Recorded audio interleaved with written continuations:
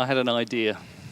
This is something to do with chemistry, chemicals, pesticides, ways of growing food. Could you actually do something with a physical barrier rather than a chemical barrier? Mulching like this isn't a particularly complicated thing.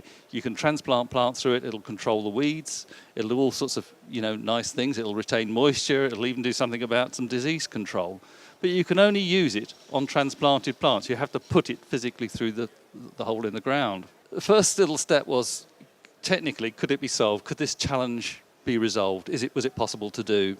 And I found that if I put seeds on top of a coloured sheet of paper, could I let the seeds germinate through one way but stop weeds coming the other way? Could I retain moisture? Could I heat the soil? Could I do all those things? If I put plastic on the top, could I retain moisture? Could I let the layers separate out like this? Could I make a cloche?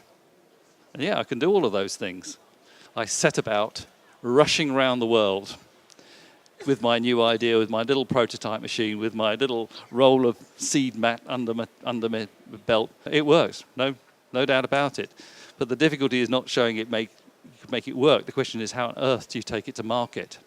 And my turning point between this sort of great idea, lost in all the rest of it, was when one of my patented products hit a farmer in Denmark, a monster grower, one of the huge farmers who, 1,000-hectare salad producer, who grew understand, saw the product and said, that works for me. And so the first thing we were doing then was to, tool him up, show him how it could be done, and then he was applying his muscle.